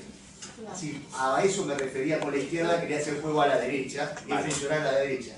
Y otra cosita más. Te apuntaba y me gustaría que ustedes realmente crezcan, ¿no? Porque el kirchnerismo cuando nace en el 2003 también es un movimiento que acciona de arriba hacia abajo, porque se jugaron a los cuadros medios de las Fuerzas Armadas y estaba todo patas para arriba, entonces no fue un movimiento que se realiza de abajo hacia arriba. La pregunta. Pero dejaron que la pregunta. Es que, no, es que se nos va la hora. Tiene razón. No te enojes. Ahora hablamos, terminamos la pregunta. Muy bien, Guillermo. Por favor, No, acá nos peleamos mucho. Ya, pero con invitados en la casa... Es que se nos va la hora y nos van a echar. No, para. No, que la termine la pregunta que sabe. No te enojes, Guillermo, volvete. Redondea la pregunta. ¿Te das cuenta que tiene que ser Bueno, entonces, a lo que apuntaba yo era el tema de que me gustaría que, me pone contento la algarabía del movimiento y para no caer en el escepticismo, ahí está la pregunta, para que el pueblo español no caiga en el escepticismo, ¿cuáles son las ideas, porque eso es lo principal, que ustedes piensan, aparte de las marías, ¿no es cierto? ¿Cómo es la marea? Sí. La marea. Muy breve. Diremos, tenemos una ventaja frente a la realidad argentina, y es que nosotros nunca tuvimos la siguiente pregunta. ¿Bradet o Perón? Nunca tuvimos esa pregunta delante, porque el Partido Comunista y el Partido Socialista nunca estuvieron directamente implicados con el imperialismo capitalista norteamericano. Nunca. Con lo cual tenemos esa ventaja. Tenemos otros inconvenientes, pero tenemos esa ventaja. Las izquierdas en el 36 estuvieron juntas, en el 78 estuvieron más o menos juntas y se han ido separando. Está el centro izquierda, que es el Partido Socialista, y está la izquierda tradicional, que es Izquierda Unida. Nosotros, desde Podemos, no vamos a hacerle el juego a ninguna derecha. Vamos a sumar, y ese es el trabajo. No es una suma aritmética, no vamos a sumar solamente hombre a hombre. De hecho, ha habido, curiosamente, un alcalde de Izquierda Unida que ha dicho que se pasaba a Podemos con todo, y le daba el ayuntamiento a Podemos, y Podemos ha dicho no. Nosotros trabajamos desde abajo. Si quieres te presentas y ganas tus primarias y avanzas y avanzas. Si no estás en la lista, no. Pero queremos sumar y por eso nos aliamos con la izquierda europea, donde está Izquierda Unida también, queremos sumar desde ahí, somos un frente. Sí, quieren sumar siempre en función de que estén de acuerdo con las políticas que ellos plantean. O sea, y con eso, quiere decir, que no se quieren sumar solo con izquierdas, solo con... Es que para ellos, lo que os comentaba antes, ya no es un tema de izquierda o derecha, es un tema de democracia o corporación. Sarkis, te pregunta. Bien, yo viví en España en el 68-74, en Madrid, y conozco bastante estas cosas. En una época franquista, pero había muchísimo, bueno, están las comisiones obreras, todo esto que hablamos. Me parece excelente el desarrollo que están teniendo, y yo, que me dedico bastante a las cuestiones teóricas, los 4 fundamentos teóricos coincido plenamente con lo que has mencionado.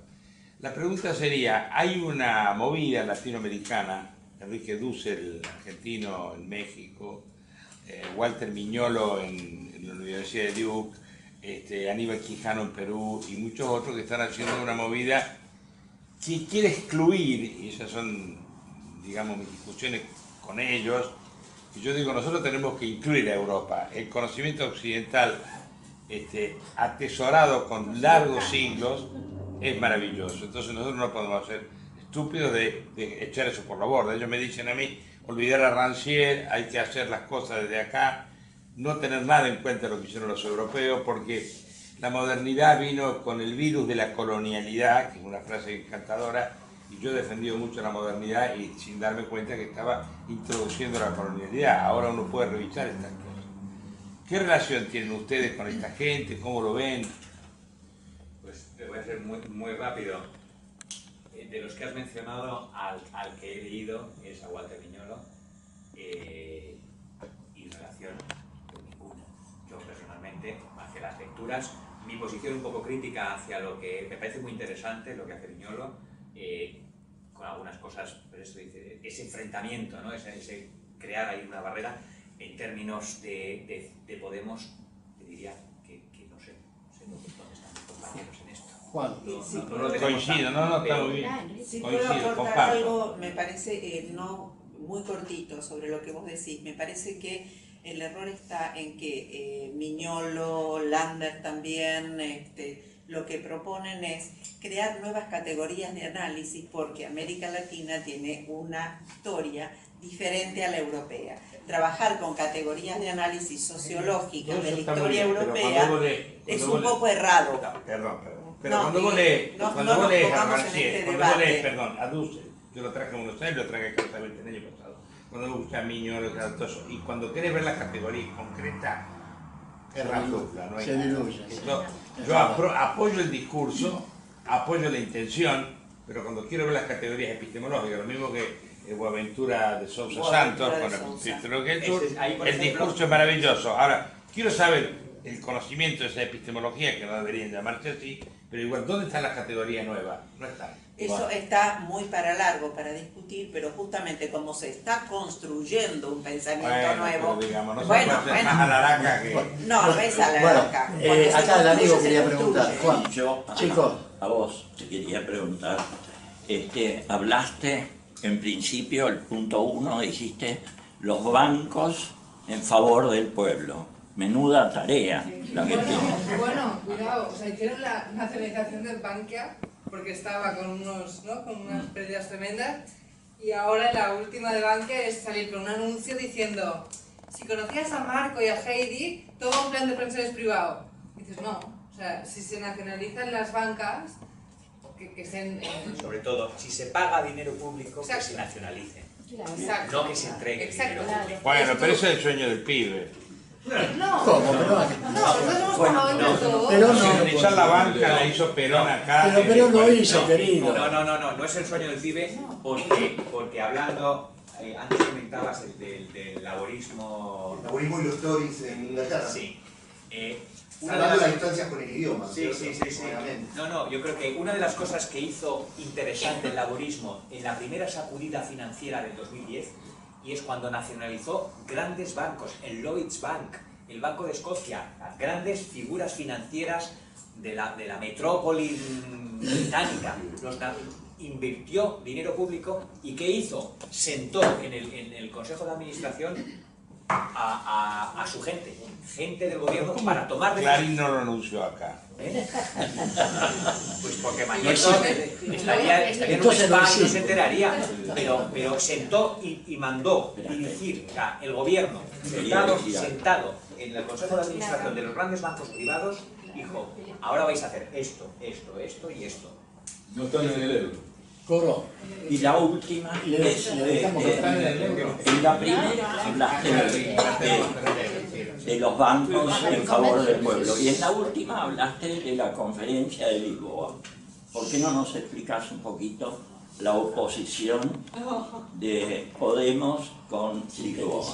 Sintetizar muy sintéticamente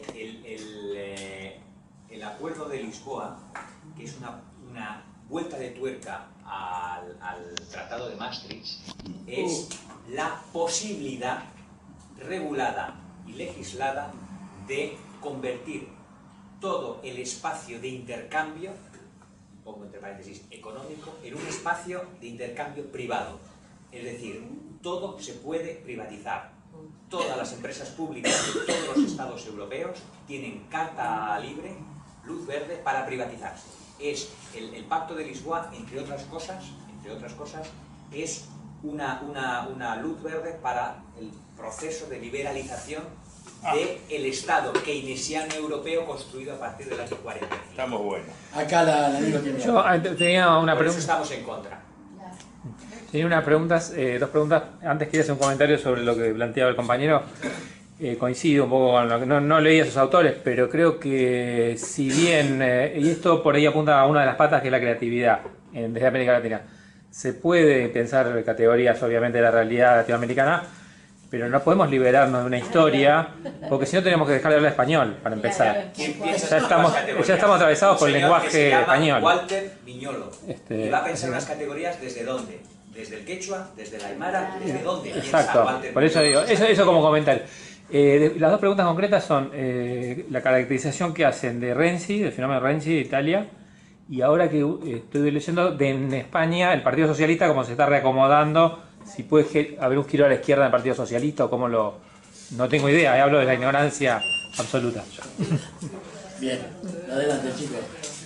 Renzi es un fenómeno muy particular, no sabéis no sé si conocéis a esta figura, es un político joven italiano que viene de la democracia cristiana. Él pasó su juventud militando en la democracia cristiana, luego se pasó al Partido Democrático, que es el heredero putativo, hecho jirones del antiguo Partido Comunista. Es el alcalde de Florencia y lo que tiene es mucha fuerza y mucha juventud. Es una incógnita. Ha sido muy táctico y ha sabido hacerse con el gobierno en Italia y desde luego le avalan los resultados de Italia en estas elecciones. Su partido ha superado con creces al partido de Berlusconi y al partido de las 5 estrellas. Y también lo mencionabas tú antes, Podemos y las 5 estrellas tienen poco que ver. Tienen poco que ver en su gestación, en su estructura y en su horizonte. Las 5 estrellas son fruto de la mente y de la actividad de un cómico que se pasó a la política, Pepe Grillo, que tenía mucho éxito, que era pues un poco vocero. Imaginemos que en su momento la nata de repente decide... Ella es cómico. Claro, un payasete... Mirachi fue casi gobernador. Miguel del Cel. Y lo que consiguió las 5 estrellas es aglutinar el grito de protesta contra el estamento político italiano. Bien. Pero lo dirige este señor. Y no terminó el tema del Partido Socialista. Perdón. Que ahora van a elegir a otra mujer, a una mujer. Sí. Hay una militancia socialista muy activa, muy peleona, también que está en la calle, y que se siente absolutamente huérfana. De hecho, mucho voto de Podemos no viene de Izquierda Unida, sino viene del propio Partido Socialista. Yo conozco mucha gente que votaba regularmente al Partido Socialista y ha votado a Podemos. Bueno, pues el Partido Socialista está en este momento, es un momento súper crítico, porque como dice el compañero Aarón, desde arriba lo quieren manejar a tope, porque los poderes fácticos españoles, los financieros y los mediáticos, no quieren que el Partido Socialista cambie de rumbo, a costa de su desaparición. Véase el señor Felipe González, ¿no? Con sus declaraciones. Exactamente. Lo que pasó exactamente en Grecia. El Partido Socialista gobernó durante muchas décadas Grecia y ahora mismo es insignificante. Se ha hundido en la mierda que ha generado. Y los militantes se han marchado y se han ido a Syriza. Aquí los militantes van a dar la última batalla. Están dispuestos a tomar la sede del partido y reventar ese congreso. ¿Qué pasará? Es una incógnita. Elisa, ¿algo más? Perdón. René, tu pregunta. Acá venir de abajo es venir de atrás y llegar tarde. Una pregunta respecto de lo que escuché recién de la legislación. ¿Eso es lo que tiene que ver con organizar el mercado libre común entre Estados Unidos y Europa? Es el siguiente paso. Es el siguiente. Es el que se está firmando en este momento. Se está firmando en este momento. El poder mediático lo oculta, hay silencio, hay invisibilidad de ese proceso. Y eso es posible gracias al Tratado de Lisboa, que permite que se abran estos acuerdos. Y si este acuerdo se firma, y parece difícil que no se firme, ojalá, va a ser el reventón final de Europa. Bueno, yo creo que de eso se está hablando demasiado poco. No se está hablando prácticamente en ninguno de los lados, inclusive del lado de la izquierda. Sin duda. Porque implica una proyección de futuro mucho más, digamos, contundente que muchos de los pequeños acuerdos y momentos de la situación.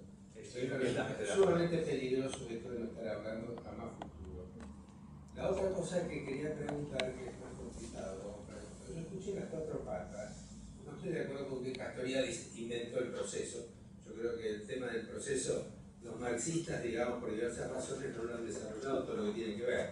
Es decir, nosotros vivimos un conflicto permanente, desde nuestra casa hasta la política, y no estamos preparados para eso, entonces aparece la cuestión de victima y seguridad. Entonces yo me preguntaba cómo se puede juntar a nivel de masa de militantes las cuatro patas, porque esto requiere, digamos, un cambio de pensamiento y estar, digamos, algo así como encontrando la forma de oponerse en los pensamientos y la forma de pensar al neoliberalismo que está metido por todos lados, desde la elección de todo en función de líderes, desde la, digamos, la cosa sociológica, política, que se olvida de que, por más que digamos, como dice Laclau, el populismo es el conjunto de las personas que carecen de algo y se ponen de acuerdo que carecen de algo, no alcanza. Entonces, yo pensaba si dentro del movimiento hay alguna forma, alguna idea de algo así como ir formando militantes. Gracias. Me parece súper pertinente la pregunta del compañero del fondo. Yo lo único, iniciar diciendo que no he dicho que Castoriadis sea fundador de nada, he puesto como un ejemplo de una de las patas y lo he representado en Castoriadis porque a mí personalmente, y sé que algunos de los miembros que han puesto en marcha Podemos lo han leído y lo han disfrutado. Era un ejemplo, sin duda. De hecho, os diría, estas cuatro patas son un proceso de reflexión mío. No sé si alguien lo hablará así, pero era pensando en que venía aquí, digo, ¿cómo les puedo contar de dónde sale la parte más densa de pensamiento y tal? Es una reflexión mía a partir también de los análisis que vengo haciendo del propio movimiento, ¿no? Y lo que planteas es, esta es la clave. Esta es la clave y es lo que se está discutiendo ahora mismo en España en Podemos. Como yo les decía a los compañeros, chicos, si esto cristaliza, si esta leche se convierte en nata, vamos a necesitar, se lo decía en broma, un secretario de organización. Porque si no hay una figura, lo decía como metáfora, ¿no? Si no hay una figura de secretario de organización, ¿qué es esto? Somos otra vez la nada en el movimiento. Nosotros sí. Claro, entonces, ¿cómo construimos este secretario de organización como figura, ¿no? como que sea una persona, sino cómo coordinamos esta, pues es el gran reto, como de verdad. Política. Como estructura política. Como estructura política estable, como estructura política estable, porque tenemos 4 años de entrada por delante con 5 personas en el Parlamento. Es la única manera de legitimarlo, de que no caiga. Bueno, una pregunta acá, Tito. Vamos. Hay 5 eurodiputados Esto significa que van a ir a una estructura de poder con un proyecto de meterse en el ombligo del capital financiero, como es que hayan dos tipos de euro. Entonces, la pregunta es esta. ¿Pensaron qué relación van a tener con el poder? Y esta relación con el poder, la prueba es cómo se organizan ustedes con el poder, porque por esencia el poder es vertical. Entonces, ¿pensaron en ser un partido político? Pensamos, perdona, la última. En ser un partido político. En ser un partido político.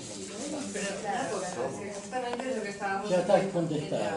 No, lo que estaban diciendo el otro día, ayer era en la rueda de prensa que dieron en el Instituto de Bellas Artes en España, es que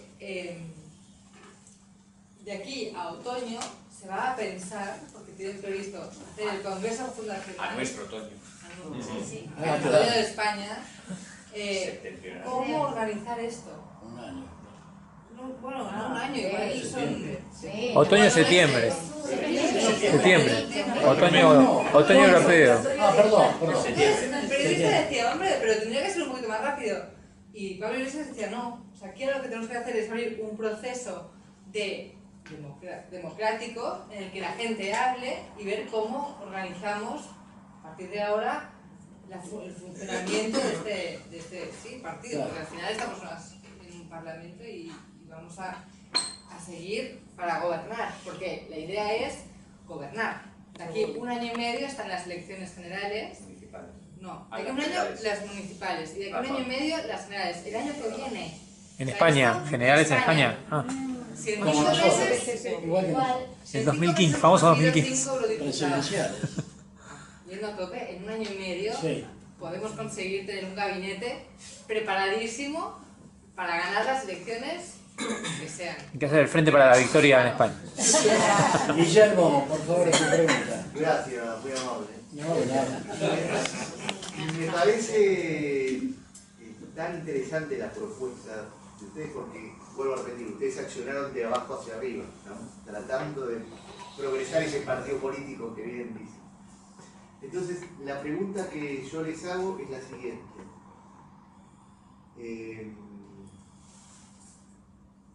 Se me pasó.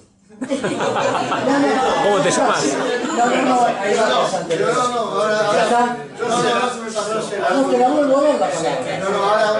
Ahora van a leer la cabeza y van a volver. Para que te lean la cabeza y vuelven. Ya te anoté eso, ¿verdad? En libertad, a lo que te quería apuntar yo es tan importante este movimiento, tan importante esta reunión que estamos teniendo para lograr otras intrarreuniones entre ustedes que están tratando de fogonear y que crezca este movimiento, que agregándote un dato más a vos, en Francia, Hollande entra con un partido de izquierda y tiene que sacar a su primer ministro Valls, que era con idea de izquierda, para poner a un Ayron, que es mucho más de derecha y mucho para hacerle caso a su electorado francés. O sea que es muy ciclópea la tarea que tienen ustedes, porque, y nosotros también, ¿no? Porque es luchar contra la marea, contra la corriente, ¿no es cierto? Totalmente de acuerdo. Por eso estamos tan contentos de tener tanta gente joven con tanta energía en el movimiento, porque si no, no podríamos. Y además, a la suma de esta gente joven, tenemos la suerte de tener un montón de gente mayor. El número 3 de la candidatura tiene 78 años y ha sido fundamental para construir el documento clave de actuación, el documento clave de actuación de los 5 diputados en el Parlamento, que es ¿cómo se llama? La directriz Villarejo, porque él se llama Jiménez Villarejo, la directiva Villarejo, que es una cosa de transparencia, de anticorrupción, de gestión de la... Parece muy básico, pero es fundamental y ese ha sido el eje. Es decir, la suma de esta gente con experiencia y sumada a la fuerza tal, es lo que nos va a dar recorrido. Perdón. Bien. Un segundo. Sí. Diciendo esto y bajando más a lo que es el plano más directo, eso que comentaba antes, de que gente mayor y gente joven se encuentran en la mesa electoral, la gente mayor ayudando al joven diciendo, mira, esto es un apoderado, esto se hace así, esto se hace así. O sea, que al final toda la gente se ha sumado de todo tipo para que salga adelante este proyecto. Y eso es lo que nos da la fuerza como para tener claro que va a seguir. Señorita. Es muy sencilla la pregunta mía. Este nuevo movimiento que veo que está en España, mi pregunta es, ustedes como movimiento, ¿qué mirada tienen hacia Latinoamérica concretamente para Argentina? Si es que la tienen, porque están al comienzo de todo, me imagino que no podrán abarcar tanto, pero sí, por lo menos algo, un esbozo de algo, es decir, bueno, sí, ya que nombraron a Brasil, nombraron a Bolivia, entonces digo, bueno, andan indagando, viendo, estudiando. ¿Cuál es la mirada que tienen ustedes hacia nosotros como pueblo? Complicidad, simpatía y admiración.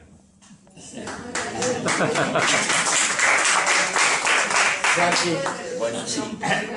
Bueno, yo Santi. Sí. Dale. ¿Está bien? Santi. Hay algo que usted no ha mencionado, pero que está presente, es el tema de la construcción de la subjetividad neoliberal que ha imperado e impera en Europa, digamos. No es casualidad los movimientos que hay, que se decepciona la gente de los partidos y todo esto. Y en esto vos has mencionado a Jorge Alemán, que ha hecho muchísimos aportes sobre este tema, ¿no? Y a nosotros nos pasa en la Argentina también. No es que el señor Lanata es un loco desbocado, y los que compran Clarín y los que compran La Nación, es decir, hay un porcentaje muy alto de gente que quiere escuchar eso, que le parece maravilloso lo que dice Lanata, y ningún partido político de los nuestros ha ni siquiera mencionado, los de la oposición, los exabruptos de Lanata, las barbaridades que ha dicho estos últimos días, están todos en silencio. Quiere decir entonces que hay un 50% de la población nuestra que nos cuesta mucho que piensen, que se involucren en esto de lo que significan el ideario libertario, igualdad de derechos, todo lo que ustedes han mencionado y que nosotros acompañamos.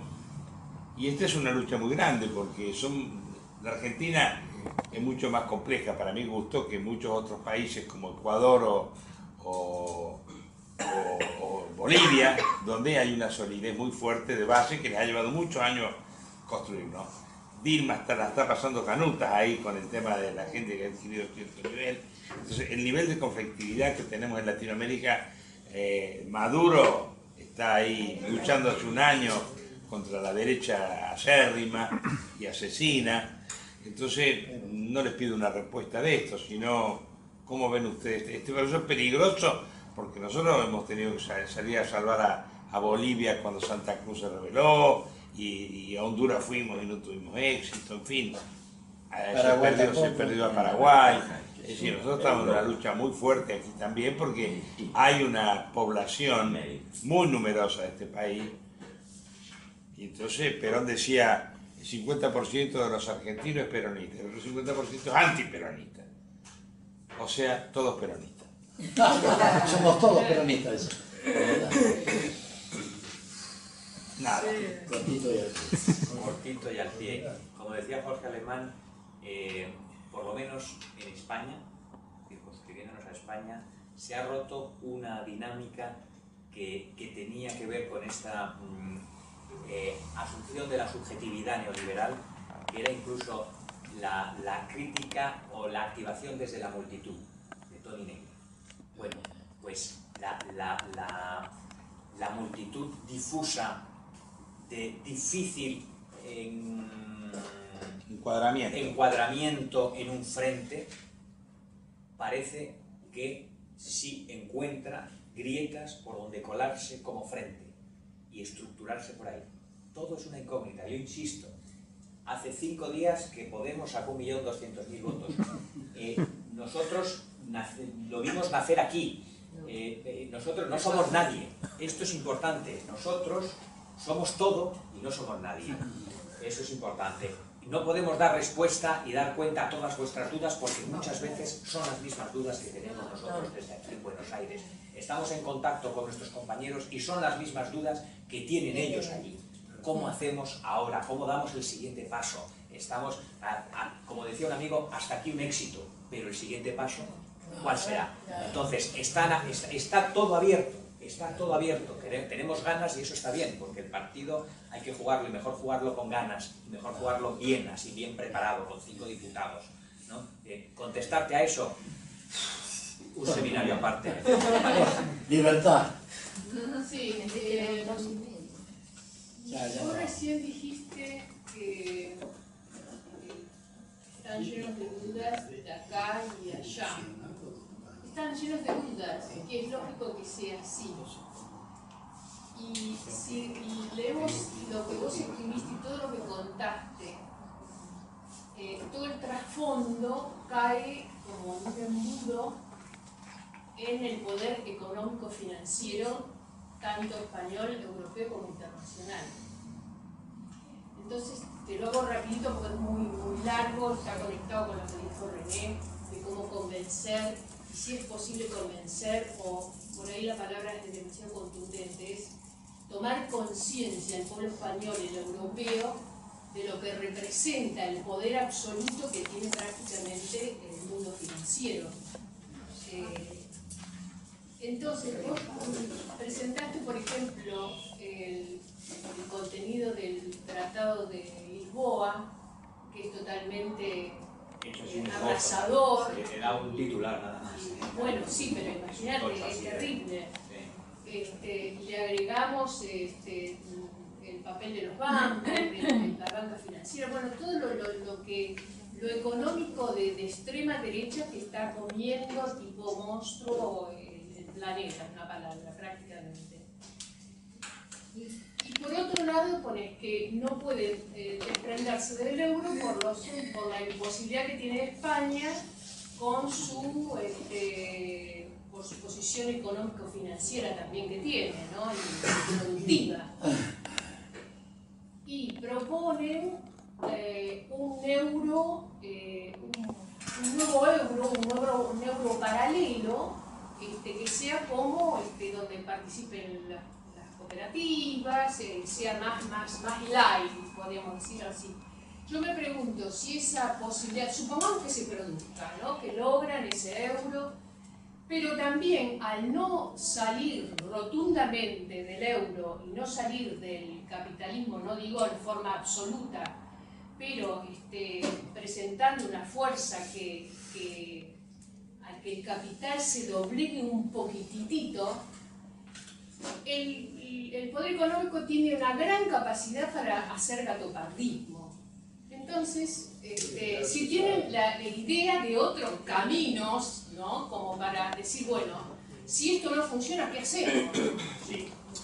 Plan B. Por un lado, cuando yo me he explicado, no hablaba de un euro paralelo, digo, es una idea que algunos hemos barajado cuando nos decían, salgámonos del euro, decíamos algunos, esto es muy difícil, es una locura salirse del euro, vamos al revés, vamos a ir a por todas, no es un euro paralelo, trabajemos por un euro así.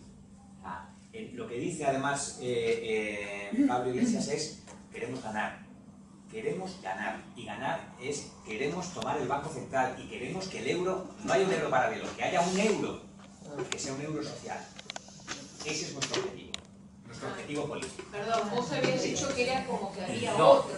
ante la disyuntiva de salirse del euro decimos, si acaso, salirse con fuerza, ¿no? Salirse con fuerza con un grupo, pero la idea es apuntar al centro neurálgico, a Frankfurt. Hay que ir a Frankfurt y tomar el Banco Central, ¿no? Y la segunda cosa que llegado con esto, que no lo hemos hablado nada, pero es muy importante dentro de Podemos, es la lectura que hacen desde la idea de hegemonía. Hay que construir hegemonía, y la hegemonía no se construye porque además es un poder contrahegemónico, porque efectivamente el neoliberalismo ha construido tal hegemonía que nos ha hecho naturalizar sus deseos y su lógica dentro de nuestros propios cuerpos. Una cosa tan radical que nunca en la historia de la humanidad había sucedido. Entonces, la contrahegemonía es un proceso muy lento. Y efectivamente, como decía el compañero René, desde casa al trabajo, en el flujo de los medios de transporte, todo, ahí está ocurriendo todo. La hegemonía del capital está ahí presente todo el rato. Y lo sé porque yo trabajo en publicidad, llevo 15 años haciendo campañas publicitarias a favor del eje del mal. Hay que vivir de algo. Voy tomando nota. Te disculpamos. Los tribunales, tengo nombres y apellidos de todos. Bueno, la última pregunta porque se nos va. Tenemos que levantar las... No, pero es más personal con lo que estaban hablando antes de euro y tal.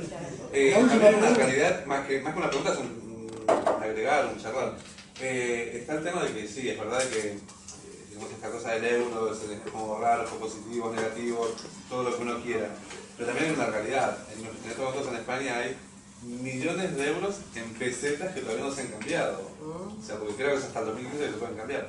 Antes de ayer, hace 2 o 3 días, leí un artículo donde no me acuerdo si habían como